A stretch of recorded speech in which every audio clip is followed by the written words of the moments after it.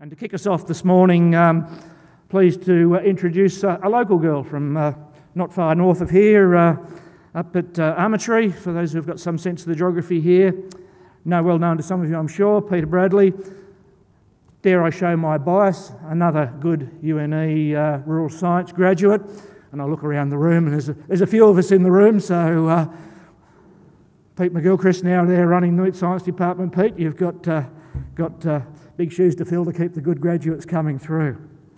So Peta joined sheep genetics a couple of years ago now, following finishing her degree in the MERINOSELCT Development Officer's role, and more recently has stepped up into the Senior Development Officer role, and Emma, who's just introduced herself, has come in to fill that MERINOSELCT Development Officer's role.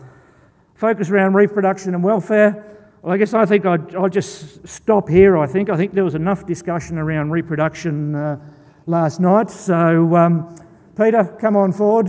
I hope you're still talking to your dear mother. And the floor is yours.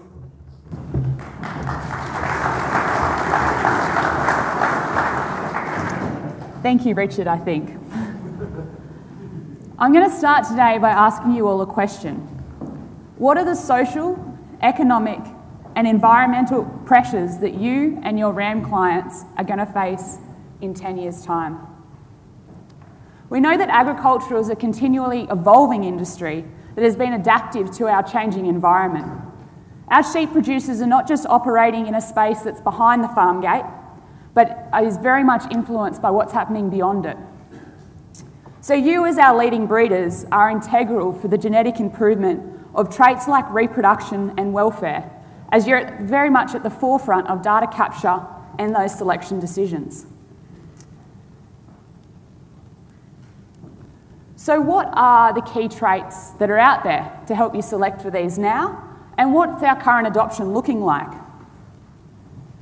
So some of the key traits, just to highlight, we have our breech cover and breech wrinkle traits, which are in our merino and breech covers also in our Dooney evaluation.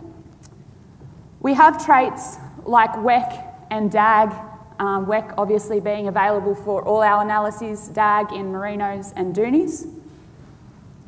We've got traits around reproduction, so our number of lambs weaned and number of lambs born breeding value, and lambing ease. We also have our pole horn test for merinos, which can very much be considered a health trait. And recently, probably has become more important, is adult weight, in particularly in our maternal analysis. So these key production traits are already a reality, and you've got breeding values to select on these now. But what does our adoption look like? So, believe it or not, it rains in some places of this country, and worm egg count is a pretty important trait for the breeders that are producing and selling rams into these environments. So WEC's available in all our analysis, and what we have here is the proportion of each analysis that are actually recording WEC. So we've got the terminal in blue, the maternal in red, and the merino analysis in green, and we've got the proportion of the analysis that are recording over time, shown on the graph. So what we can see is that of these breeders, we have 11.5% of the maternal animals born in 2017 were recorded for WEC, 10% for merino, and 6% for terminal. So modest levels of recording there, but again, this trait might not necessarily be important to everyone sitting in this room. But what about breech cover and breech wrinkles? So I think these traits, we cannot deny, are really important traits for people that are hoping to equip their business to move into a mules-free environment. But who is actually recording this in our MERINOSELCT analysis? We have less than 1/5 of the analysis of the animals submitted in 2017 actually having a measurement for this trait. So I was actually quite surprised at that. Mulesing's very much at the forefront of most wool producers' mind, but to have less than 1/5 of animals recorded was quite interesting, because we know to make selection decisions on a trait, you must be recording it. What about number of lambs weaned? Now, it's going to be pretty rich for me to stand up here and talk about reproduction, I think, but I'd like to ask you all a question. Whether you be maternal, merino, or terminal breeder, or a service provider, put your hand up if you think reproduction is important to your business or the business of your RAM clients.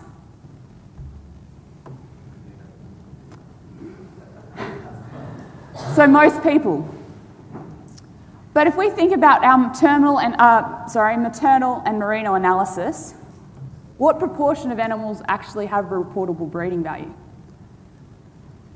Remain pretty constant over time, but what I found surprising, that maternals, so a maternal sheep, there are about 1/5 of the maternal analysis actually does not have a reportable number of lambs weaned breeding value. And that's got to do with the recording of that trait. Merinos, it's actually even worse. So we have 50% of the MERINOSELCT analysis actually recording that. So I think that's a really big opportunity, and without stealing Kim's thunder, she's got some exciting insights that she'll provide later today. So what my call to action based on that is what I'd like each and every one of you to do that raised your hands and said that reproduction was important, is to go home, open the last email Stephen Field sent you with your analysis results, and go to your reproduction summary report and see if you are actually recording repro. So that's where we're at in terms of adoption and what traits are already available. But what have our breeders already been able to achieve? So these health traits, it's all very well and good to say we can go and select for them, but we need to balance them with our on-farm production traits. So fleece weight and breech wrinkle is a classic antagonistic relationship that we all talk about. But what have our breeders been able to achieve? So this is going to be an example of a merino breeder who we now know that in New Zealand, mulesing's banned. They probably didn't think that was going to be the case when they first started recording and selecting for it, but it could very much happen here in Australia. So what have they been able to do by recording? Is this. So we have yearling clean fleece weight in the green and early breech wrinkle in the blue. So by recording and selecting, this breeder has been able to achieve a clean fleece weight average of their flock that's in the top 20% of the breed, and an early breech wrinkle breeding value average that's in the top 30% of all merinos. So they've been able to, as I said before, break that or help measure and record and separate that antagonistic relationship between those traits. What about in maternal breeds? So there's an antagonistic relationship at play between reproduction and adult weight. As reproduction increases, generally adult weight will also increase. So this is an example of one of our maternal breeders that has been able to, again, successfully manage this relationship. You can see number of lambs weaned in the green has increased over time whilst adult weight's been held relatively constant. And what's more impressive is it's been held constant when there's been quite a big increase in number of lambs weaned. It's also probably worth noting that the increase in number of lambs weaned and the maintaining of adult weight around 2016 corresponds with the release of the new maternal indexes that focus at doing just that. So where are they? Their number of lambs weaned is currently in the top 30% of all maternal breeds, and adult weight is less than the 50th percentile. And what about our terminals? I've found an example of a terminal flock that's very much been able to balance production and health. So what we have here is the EQ index, and bear in mind the EQ index does not have a focus on WEC in the green and WEC in the blue. So over time we can see this breeder's managed to increase their EQ index, which incorporates lean meat yield growth as well as the eating quality traits, whilst maintaining and actually slightly decreasing WEC. And they've ended up in the top 30% for eating quality index and the top 15% for worm egg count. So I don't think we can deny these breeders have been able to successfully manage health and reproduction traits relative to their production traits. But how have they been able to do that, and how are we going to be able to do this going forward? So my first point is to record, record, record. If you're hoping to improve a trait, you need to be recording it, putting it in your software and submitting it to the genetic evaluation. But it's not just recording, it's recording those traits well. So accounting for the fixed effects that we all know about, birth type and date of birth, because we know that better data means better breeding values and better selection decisions. We've already seen the important role that a selection index in the maternal example has played in managing those relationships, and I'd like to bring another one to your attention.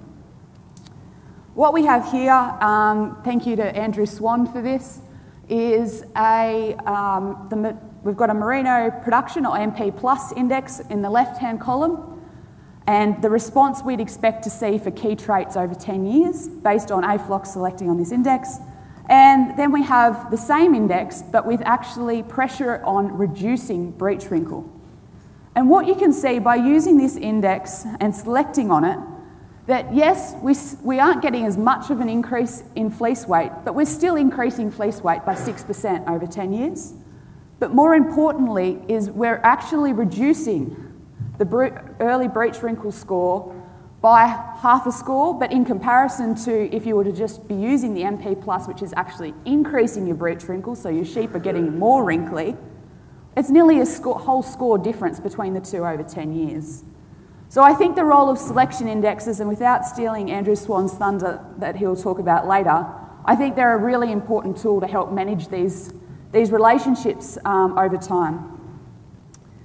And time, that's my other point, is that these selection decisions don't happen overnight. We've seen before that the flocks that have been able to manage those relationships, it hasn't happened between the last 2 years, it's happened over a number of years of recording. And I think that's really important, is that we need to be thinking about the future because we need to be making the selection decisions now. So we do have the tools available out there to help you balance those traits. But what about the future? What are going to be the traits that we need to be focusing on? And how are we going to be recording these traits? So again, I come back to the question that I started with. What are the social, economic, and environmental demands of the future? So animal welfare. What happens if, mulesing, we move on from mulesing and the next thing is tail docking? Will we be focusing on tail length? Lamb survival, we already have work going on in this space, but I think, as Richard said today, the consumer's becoming more aware of what's happening on farm. And foot rot, we've already got work going on in this space that Daniel mentioned previously. But what happens if we're able to genetically select, like we do for WEC, to overcome a health trait? Our cost-price squeeze. So the economic demands that are being placed on our business. Ewe stayability. So how long can a ewe stay in that flock and still be productive for is potentially a trait that we should be focusing on. And what about feed efficiency? So we know that our land prices are increasing and the demand on our land is increasing. So we want every bit of grass or pasture or grain that an animal eats to be actually put back into production. So I think that will become important as well. And our changing environment. Methane and becoming carbon neutral is a pretty important part of the red meat industry as a whole. And what about heat tolerance? Our climate's warming, and the dairy industry has already been quite successful in developing a breeding value for this trait. So is that the next step for sheep? So I think looking above, and I'm sure you might be able to think of plenty more, there are certainly a number of traits that will be becoming more important in the future. But how are we going to record these traits? So if you think about tail length, for example, that's probably quite an easy trait for a lot of people to already begin recording if you wanted. So it's an on-farm trait that can be easily measured. But something like feed efficiency is a bit more difficult. We can't measure all our animals for that on-farm tomorrow if we'd like. And this is where genomics and reference populations that Hamish will speak about later become really important as enablers for us to be able to select for these traits that cannot be easily measured on farm. And I think we've already seen the success that we've had here with eating quality and genomics already. But as we saw before, balancing these traits with production traits takes time, and we cannot select for it overnight. So recording and selection for these traits of the future needs to be happening now to adapt to the economic, environmental and social factors and pressures that you will be facing. So in summary, the traits to meet the social, economic and environmental pressures that exist now, we've already got breeding values for, and you can be selecting on them. Our breeders are able to simultaneously select for these and production traits, as we've seen. But we know that selection takes time, so let's think about the future now. So again, I'll ask you, what are the social, economic and environmental pressures that you and your RAM clients will face in 10 years? But more importantly, when you leave this room and go back to your farm, what are you going to be doing now? Thank you.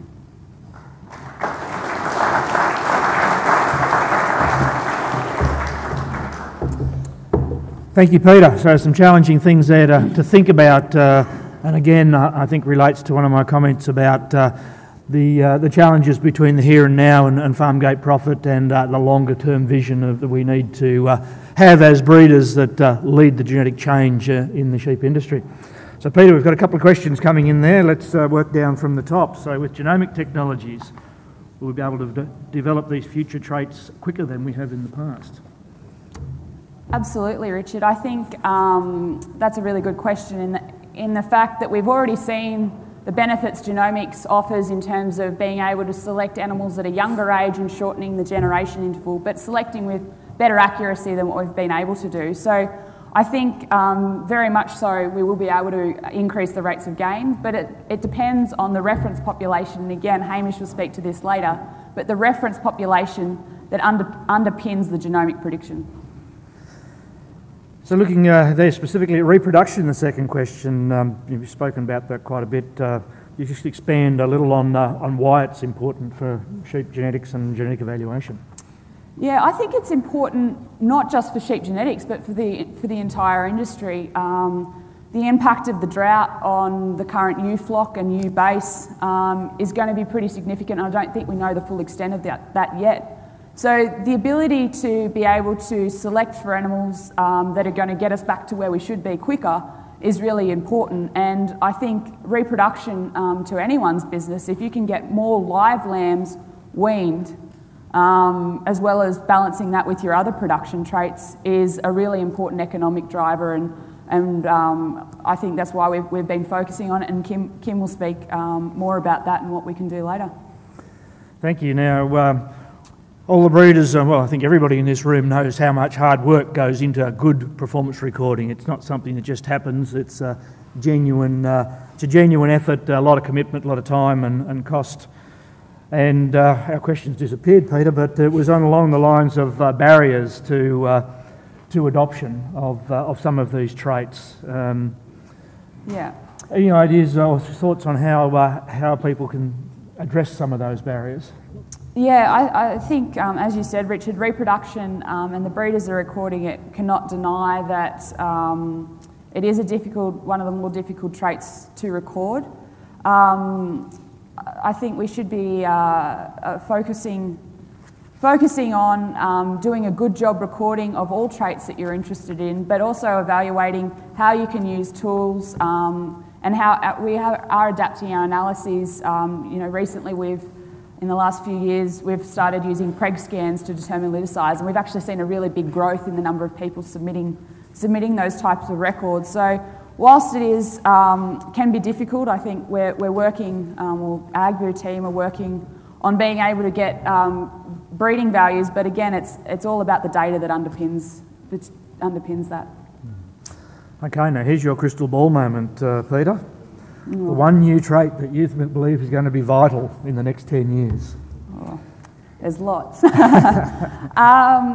In terms of a couple that I spoke about today, I think something like tail length, and Julius mentioned it yesterday in his talk.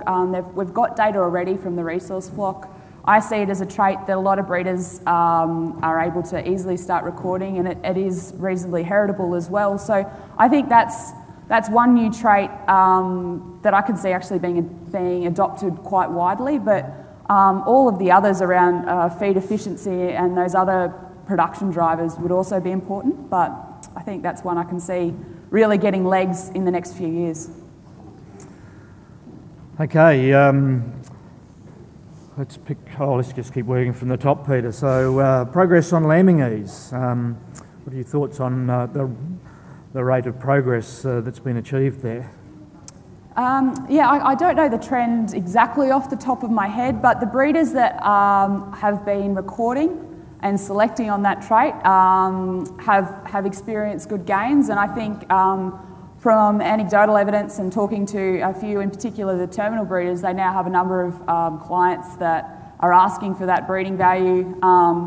So I think if there's that drive to improve that trait, our breeders that are recording for that have responded quite well. And back to WEC there, you had a slide, I think it was in that 10 to 15% area of flocks participating in MERINOSELCT and LambPlan are recording WEC. But the question is, it seems to be declining. What are your thoughts on that? Yeah, I think I wouldn't say declining. It does fluctuate over years, and I think recently, particularly the 2017 drop, they're probably the drop that have been, I know that we've had many discussions with breeders that just haven't simply been able to get the worm egg count up high enough to record it. So rather than decreasing, I think it just fluctuates a little bit seasonally. Okay, so we'll pick one last one before we wrap up. So will genomics allow me to not measure traits and let others do the hard work forming the reference population? Controversial one. Who's going to be riding on whose coattails, I think, is the gist of that question, Peter. I'm going to be very lazy and actually palm that off to Hamish. I think he's got a very good presentation this afternoon that encompasses just that question. Okay, so we will take that one on notice, and Hamish, you're on notice to make sure you clearly answer that question, please. We'll bring it to a close there. Could you join me in thanking Peter for the presentation?